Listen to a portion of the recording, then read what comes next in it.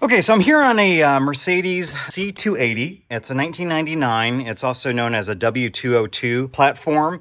And I did notice a little bit of leaking on the bottom. And so after doing a little bit of testing, it is the water pump. And as I started researching how to replace this water pump, I kind of went down a rabbit hole. And I think the three words that I hate the most in terms of working on cars and motorcycles is while you're there. So as I was researching and going down that rabbit hole, people made a bunch of suggestions on what to change while you have the water pump out, because you get really good access to the front side of this engine. And so I went ahead and ordered a whole bunch of parts, and we'll go ahead and replace those. So stay tuned. I'm going to show you how to change this water pump and also show you all the different parts that you should consider changing while you're there. Okay, before we jump in, just want to take this opportunity to thank our friends over at ECS. ECS was kind enough to sponsor today's video. ECS Tuning has been my go-to Audi parts, Mercedes parts, Porsche parts for a long time. They've got a great price match guarantee. And recently they made that even better by now offering a lifetime replacement warranty.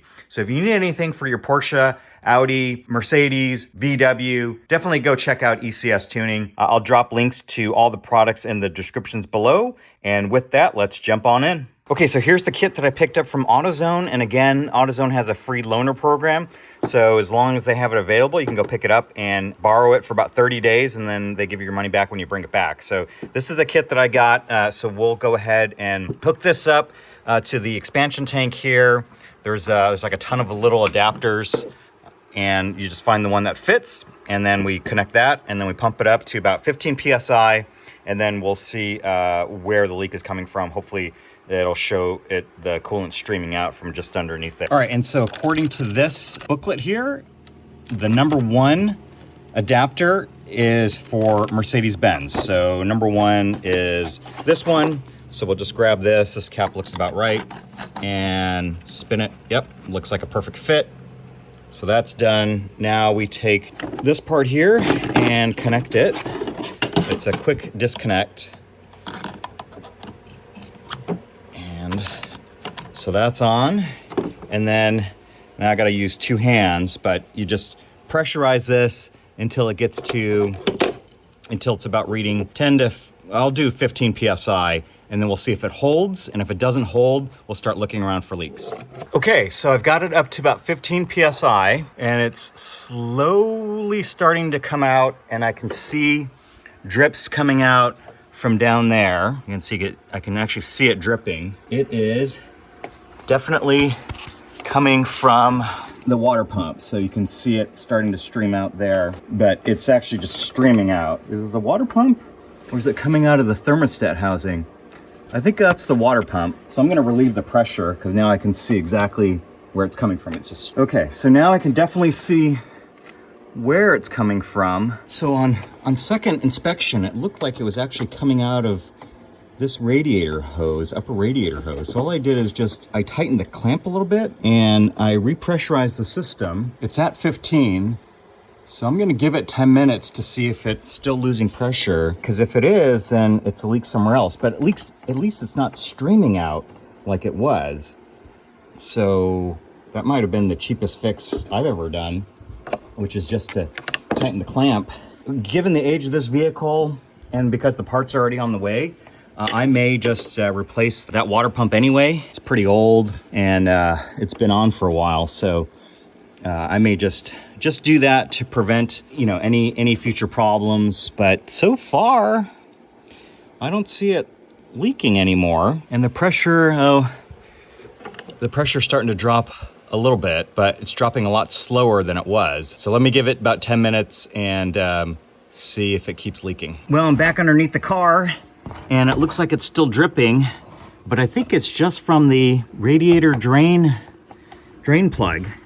That's where it looks like it's leaking. So I don't know. Yeah, you can see it right there. I don't know if that's loose. So let me try and tighten that. Hopefully it's not the radiator leaking, just the drain plug. All right. Well, after looking at the radiator drain plug, I came up here and it looked like the upper tube on this side toward the radiator was also loose, the clamp. So I retightened that and let's see if it stops dripping, because it did lose a little bit of pressure, but let me pump it back up to 15. Well, I'll just leave it here And if it doesn't drop any further than, what is that, 12 or 13, maybe we found the fix just by tightening a couple of hose clamps. Tighten that clamp, and if you follow it, I tightened this clamp that goes into the thermostat, and so far, so good. So maybe that was the fix. But let me go ahead and clean things up so that we can get a better view of things. But you know, when I was going to replace the water pump, I was going to do a couple other things. For instance, this cam sensor is leaking a bit of oil. You can see it's leaking oil all over. And this hasn't been replaced, so I'll probably just replace that. You can just replace the O-ring that's inside on the cam sensor, but you know, given them the amount of oil, I'm probably just going to replace the whole thing. That might be easiest. We'll replace that. And then a couple other things while you're in front of the engine to replace while you have access is this cover port tends to leak right there in the center of the picture. That tends to leak oil as well. And so while you've got everything off, it's easy access to go ahead and replace that. If you're doing the water pump, might as well do the thermostat, do the hoses, upper and lower hoses, might as well do your belt, idler pulley. I mean, all that stuff's got to come out in order to get the water pump. So if you're going to do all that, might as well replace all those things. I may do a power steering reservoir replacement because there's an O-ring in the back that tends to leak, but it's not leaking right now. So probably just leave it the way it is until it does leak. I may need to fill that up a little bit, but that's fine. So far it's still holding, so we may have just fixed it at zero cost. Okay, so it's been about 10 minutes and pressure's still holding around 13, 14 where I left it. There were a couple more drips, and I think those were from the lower radiator hose, so I just tightened up those clamps and that seemed to go away, but I'm still getting a drip somewhere and I can't really see where it's coming from. As you can see, it's still dripping, but very, very minor. And I keep tracing it. The only thing I can see is it's kind of oily and greasy from behind the pump. I guess we're still gonna replace the pump, and once the parts get here, we'll figure that out. But I can't see where else this could be leaking from. But I'll keep investigating. Otherwise, we're just gonna pull the pump and go ahead and repair it because it's still got a little drip. Not a massive drip, but just a little. Several days later. All right, so we got a big box of parts in the mail. So let's take a look and see what we got here. So we got some gaskets, and we got the main event, which is the water pump. So that's the one here. Brand new. But you know, rest of the pump looks okay. So we will just leave it as is. So let me take this and set it aside. What else we got in here? We've got some more gaskets, more gaskets, more gaskets. Got a serpentine belt, thermostat. What's this? Engine component and a pulley. This is the engine component, is the idler pulley. So we've got parts to work with in order to fix our coolant leak here in the engine. We'll go ahead and start tackling this job here in a little bit. All right, and before we start taking everything apart, here's a quick tip. What I would recommend you do is you take your new pump and take it out of the bag. And what I'm gonna do is I'm gonna trace a template on the box that it came in and then put holes in where all the bolts are. And as I'm taking a bolt out, I'm gonna stick it in there, and so I know exactly where each of the bolts go, because there's like 3 or 4 different sizes of bolts on this water pump. And so you just don't want to mix them up. They're different lengths, they're different sizes, so you really don't want to get them confused. So I'm going to take them out one at a time, and then I'm going to stick it into the a template that I'm going to make out of the shipping box. So let me go ahead and do that. Okay, so all I did is just take a black Sharpie and traced around it, and then moved it around, and everywhere there was a hole for a bolt, I made a mark. And then what I'm going to do is I'm just going to take a quick blade or a screwdriver and just punch some holes in there so we know where they are. Another way to do it is just to get a like a pick tool, and you can kind of just poke it all the way through, but I just marked it with the Sharpie. Actually, I like this idea better, just taking a pick tool and just punching it through the box. You can see my drawings weren't quite accurate, but with the pick tool, you kind of take it just right through the hole that you need to do, and mark it through, and then afterwards this is what you've got. And so yeah, I've got double markings, but I only got single holes. So once I start taking bolts out, I will just fit them into the corresponding hole, and that will help me keep all of the different bolts in the right spot when I go back to put everything together. So getting ready to take it apart, first thing you want to do is you want to break loose these pulley bolts. On some of them, they're 10 mils. On this particular one, it looks like a hex head. So let me see what size that is. Okay, well, right off the bat, we're running into a bit of a problem. So it's a number 5 hex, but my socket version of a hex wrench is too long and it's interfering. There's not enough clearance for me to get a wrench inside. So I'm going to either have to cut these down or have to go find a shorter set. So I'm going to have to shut it down for tonight until I get some better tools to break these free. And then what I may do is go over to Mercedes and get the right sized bolts that fit on these. So stay tuned. The next day. Okay, so unfortunately that 3/8 inch socket with the Allen key or hex head key was sticking out too long, and I couldn't get a wrench on it, and I didn't have a 1/4 inch size socket that would fit. And I even went to go try to buy some, but I couldn't really find one. So what I ended up doing is just getting a little bit. So it's a 5 mil bit, and it's a little bit ratchet. This is the Harbor Freight Icon one, which comes in this kit here, and it comes with this little ratchet and a bunch of bits. And so I had the bit, so I just needed the ratchet. So I picked this up, and we're just going to get in here, and I just need to break these loose. And what I'm gonna do is, when I install the new one, it's just an M6 bolt, M6 by 10, and that's all it is to replace those. That way, in the future, I can just get just a regular socket on it and break it out a little bit easier off the pulley. So you want to do this before you pull the belt off, because if you pull the belt off, this pulley is just going to swing freely, and you're not going to have enough grip on it to break those 4 nuts loose. So let me go ahead and break those 4 loose. They're not on very tight, so this should be enough to get on there and break it loose. Otherwise, I can. Nice thing about this Icon is I can stick another socket extension in there and get a lot of leverage and break those loose. Okay, so those broke free pretty easily. So now these are just finger tight, hand tight. So what you now want to do is just get a hex nut on here to release the tension. They can pull the belt off. So let me go ahead and do that. Okay, once you've got the belt out, you can go ahead and undo all the nuts and pull the pulley off. And again, before you take the belt off, you should kind of just trace out how it goes.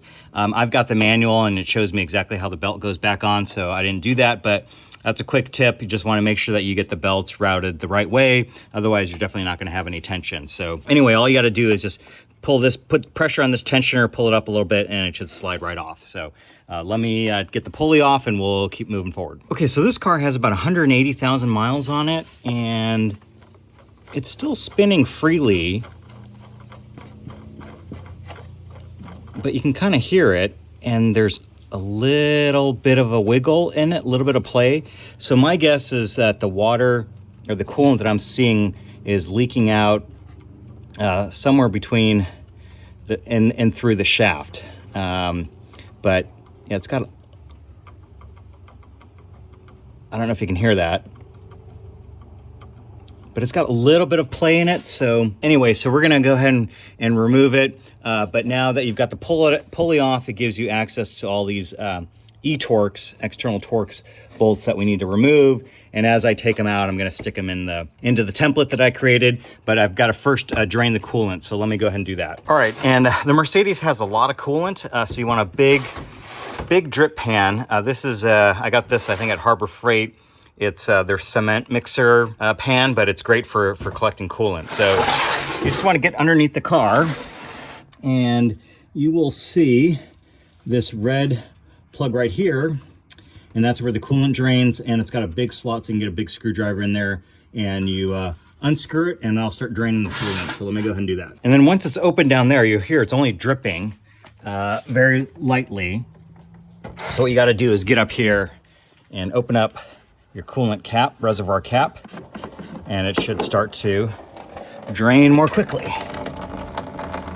Okay, while it's draining the coolant, I'm gonna go ahead and start undoing the bolts, and it might be easier just to pull this off, this cover, and it's real simple. It's just held on with 3 clips, and so you just give it a good tug, and it'll pull right up. So get that out of the way, and then once that's out of the way, we'll start removing all of the different bolts that are holding on the coolant pump. You need to remove these 2 as well. And there's like a whole bunch going around the circumference. So let's go ahead and do that. I forgot to mention, you need to remove this idler pulley in order to get to this one bolt back here. And so you just need to pop this cover off, and then there's a Torx head bolt holding this in. So let me start there. All right, so pulled off the idler pulley, and it's a Torx 50. And you can see here it is on my template, so I'm just gonna stick it in there, and here's the idler pulley. And since I've got it off, again, just starting off with, while you're there, I might as well just go ahead and replace it since it's already off. All right, well, once the majority of the coolant is out, go ahead and close the drain, and then just get this coolant out of your way, and then just keep removing bolts up top. While you're down here, might as well loosen these clamps just to get these coolant hoses out of the way, and then there's a bolt like right behind the secondary pump that you need to get to, and it's easier when you get the hose out of the way. So go ahead and loosen those clamps and get the hoses out of the way. All right, so I've got all the bolts out, and you can see why you want to do this, because there's actually 1 Torx, the rest are E-Torx, and they're 3 different sizes. And then if you look at the lengths of the bolts underneath, they're all different lengths. So you definitely do not want to confuse these bolts when you're putting things back. And so the smaller ones, it was E10. So those were like this really small ones that go around the perimeter. Those were E10s. Then there was a medium size one, or a big one, and that was like where the alternator bolt was, and that was an E14. So that was around the alternator bolt, which is over here. That hang on to the end. This one's down by the secondary pump. And then there was a third size, and there was 3 of them, and these were E12s, and these were kind of in the corners. Anyway, we're getting ready to go ahead and pull the old one out and get ready to install the new one. What you want to be careful of is this is your water temperature sensor, and you can see that this part right here is still part of your water pump.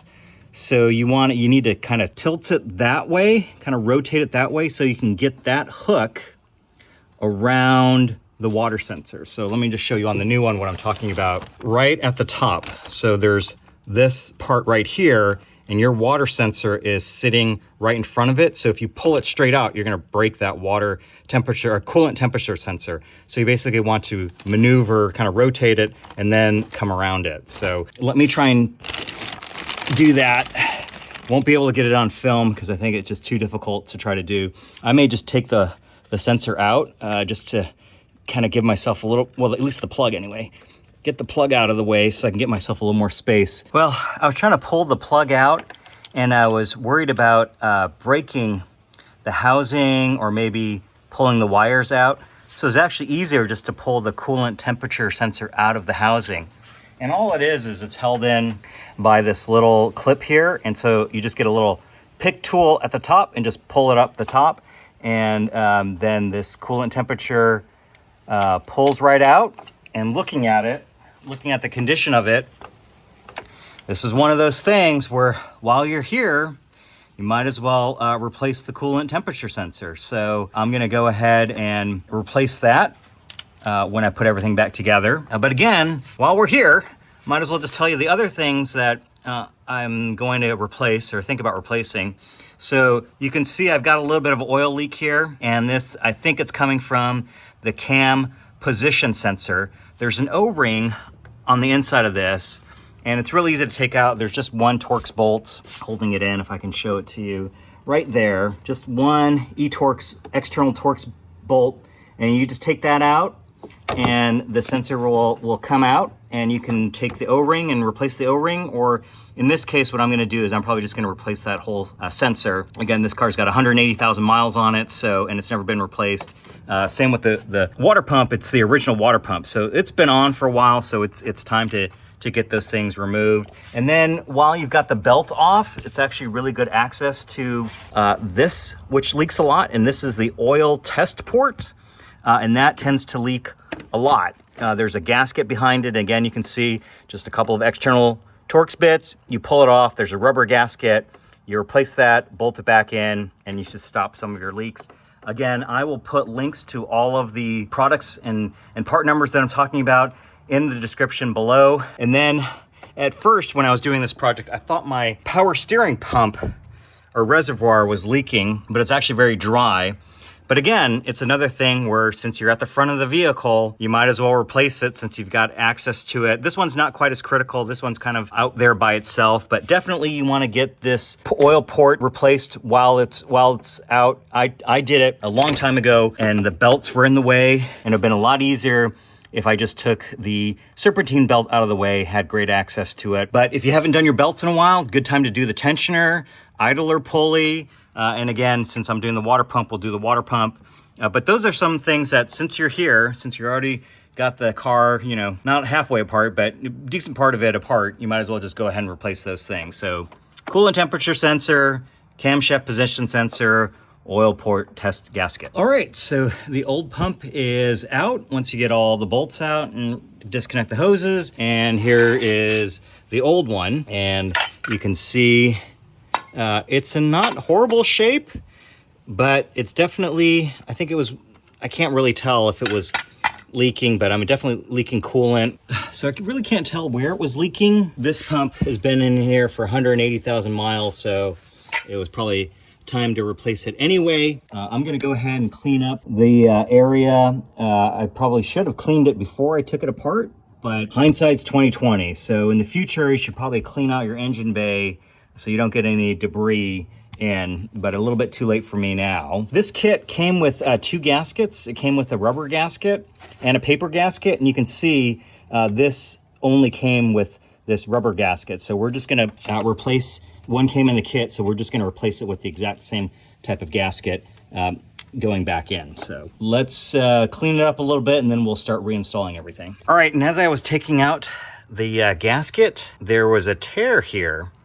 So I don't know how long that's been torn, but it's interesting because no one's been in here to replace this before, but it didn't come out in one piece. It kind of came out in little chunks in there. So maybe the gasket just failed because it's so old and the water pump itself was fine, but maybe that is the culprit for our leak. Okay, it took a couple tries, but got the gasket in. So just be patient. Actually, it's not fully in. It is a little fiddly, but you know, you just slowly work it in. It fits in the grooves, and then there's a sort of a locating tab, which is that right there, and there's a gap in the metal, and so I think that's the failure point. When this gasket fails, it's that part that breaks, and then there's, you know, the metal isn't smooth all around. There's a little bit of a notch, and that's where that tab fits in, and I think that's the weep hole. That's where the water will pump out if it's leaking, and I think that's what happened in my case. So that's you got to make sure that that tab fits in, and this gasket only fits in one way. So let's go ahead and get this thing bolted back up. I cleaned it as best I could just on the surface of where the pump is going to touch. I didn't really clean too much of the rest of the engine, but just sort of where the mounting surfaces are. So let's start putting things back together. Okay, so we've got the water pump all back in, all the bolts are back in. So a couple things to keep in mind. You wanna make sure that this wire is behind the bracket. So it's gotta be between the alternator and the fuel pump. If it's out here, I don't think there's enough play in this wire to get it to go around. So you wanna make sure it's behind there. And then there's a lot of bolts on here, so you wanna make sure that you get all of them. That's why it's a good idea to use the template. So no bolts left except for the pulley bolt and then these 2 that go on this bracket here, and I'll do that after I torque down the bolt that's behind this bracket. So it's all on. You know, it's a good time now to replace the thermostat, which is right here, your upper radiator hose, lower radiator hose. It's a good time to do all of that right now. And so everything's in, everything's back together. We'll go ahead, torque everything down, fill it up with coolant, and do another pressure test and see if it holds. And again, last thing to do is to put this coolant temperature sensor back in. The replacement hasn't arrived yet, so I'm just gonna put this old one back in for now. And then when the replacement gets here, I will pop that back out and replace it. But otherwise, just make sure that the gasket's seated in. Make sure you're not pinching it anywhere, and do a pressure test, and we should be good to go. Okay, so I put in a gallon of G5 antifreeze, and this is concentrate. So then you need to add in a gallon of distilled water. So we got 2 gallons in here, and this C280 takes about 2.5 gallons of coolant. So we're gonna go ahead and just do a quick pressure test, make sure that there's no leaks. Then we'll put the pulley back on, put the belt on. We'll go ahead and burp the system and then top it off with pre-diluted 50/50. And then this job should be done. And again, we just replaced the pump. I still have to change the coolant pressure sensor, so I'm gonna wait for that to come in. And once that's done, then we can button everything up. Okay, so we've got it pumped up to about 15 PSI. And looking around, so far, so good. I don't see any obvious signs of leaking just yet. So we'll leave it on, see how long it will hold pressure. And if it holds pretty good, then we'll go ahead and put the new pulley on, then put the belt back on, and maybe go take it for a quick test drive. Okay, it's been about 10 minutes. I put kind of everything back. I put the water pump pulley on, put on the idler pulley, and it's still holding at 15 PSI, and I don't see any more dripping from the bottom. So I think we got it. I think we installed it okay, didn't pinch the gasket or anything. So let me get the belt back on. I need to adjust the hose clamp a little bit on this secondary lower pump because it's interfering a little bit with the pulley. So let me just readjust it a little bit, and I think this job's done. So it's fairly simple, not that complicated. You got lots of access in the front. You can see I replaced the pulley bolts with just regular hex head instead of the Allen type key. And it's a lot easier just to get a socket in here, lots of space to get a socket in, but to get an Allen key on was a little more challenging. And again, it's just an M6 by 10. Okay, so when putting back the coolant temperature sensor, it's held on by this clip, but it's really hard to lever this clip all the way home because this air pump thing is in the way, and I was trying to be lazy and not remove it, but it's actually pretty simple. All you've got to do is remove this clip and then take out that E-Torx screw, and then this bracket should just drop down and this will just pull off. So let's go ahead and do that and get that back in, and actually have a brand new coolant temperature sensor that I'm gonna put in now. All right, once we've got that loose, this should just break open. I think I need 2 hands here. Okay, it's been on there a long time. So once that's loose, then you've gotta pop that hose off right here. So let's go ahead and do that. Okay, once we get this out of the way, now I've got full access to the coolant temperature sensor. So let me go get the new one. And again, see, this clip's not all the way in. It's really hard to get leverage on it. So get the new one and pop that out. You're gonna lose a little bit of coolant, but it's okay. I topped this off, so not a lot to be concerned about. Okay, and here's the new coolant sensor. So let me pull this one out. Pop that one in and put the clip back on. And I'm gonna need 2 hands to do it, but you can see kind of where the ears are, and you want to get this clip over those ears and in. So let me go ahead and do that. Okay, you can see how dirty that old one is. It was still working, but it's been in the car. It's been in there since noon. So now you can see that that clip is seated all the way home, and you really got to kind of push in and then down on the clip, because it's really hard to get on there, especially with this air pump in the way. But with that new rubber gasket, you've got to kind of push in and then push the clip down, kind of using two hands, and it'll go in, drive it all the way home, and then you can put this back on. So it's real simple. I thought it was going to be really difficult to get out, but it turns out it was real simple. I should have just done that from the very beginning. So let me put this all the way back in, and then we should be done. Okay, once that bolt is back in, and you want to make sure that the ground strap is behind it, and so that you've got it clamped in, just plug that back in. Make sure you pop this tube back on, and that does it. And so now you can see how that clip goes in, but you just really can't get enough force on it with this air pump in the way. So you just got to take it out, but it's real simple. So anyway, so this job's done. Okay, so another job that you should consider doing while you're in front of the engine and replacing the water pump is to change out the crankshaft position sensor. You can see I've got a lot of oil there, and this is a known failure point. That gasket tends to go bad, or that O-ring tends to go bad. So let's go ahead and remove it. And it's real simple. You can see there's a little Torx screw there, and it's an E8. So we just remove that. It's just one screw, and we can pull it out. Okay, once we take the screw out, this should just pop off. It might be a little tight, so you kind of got to wiggle it a little bit, and it should just slide out, and there it is. So you could just replace this O-ring, and I'll give you the part number for that as well. I'm going to go ahead and, wow, this O-ring is really hard and really crumbly.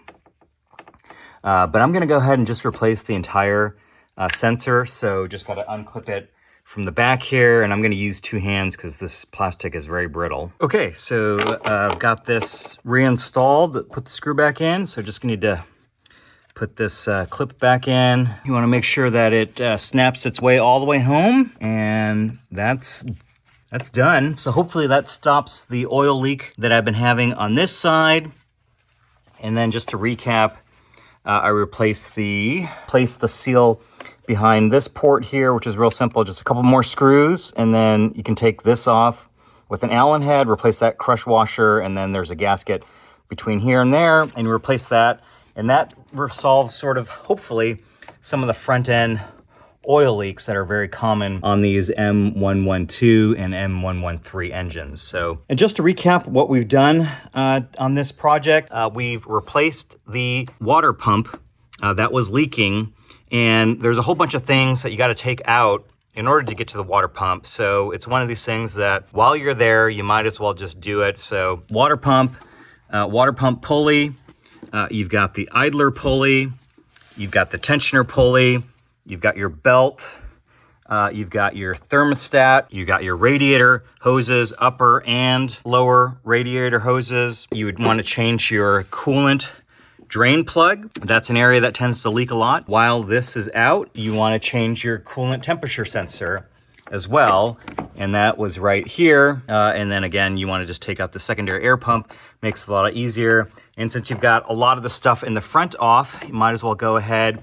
and change your crankshaft position sensor, change that oil pressure port cover, timing, they call it a timing cover. Want to replace that. And then you don't necessarily have to do this while the water pump is out, but it's a good idea to go ahead and change your power steering reservoir. I always thought there was a power steering filter, but on these models, the filter is actually inside the reservoir. So you just need to change this whole thing. It's real easy. There's one hose here in the back, and then you just a couple screws and you pull that out, and that's good to go. Oil filter housing is another one if you have the oil cooler.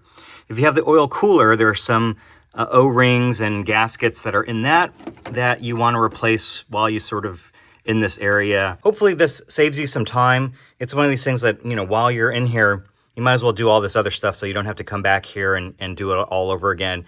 Just kind of do it once and forget about it and go on and enjoy your car. So let me button everything back up, take it for a quick test drive, and I think we're job done. If you're enjoying these videos, please consider subscribing to the channel and to the newsletter using the links below. We'll share more tool buying tips, classic car and classic motorcycle project finds, some motorsport news, and maybe a wrenching tip or two.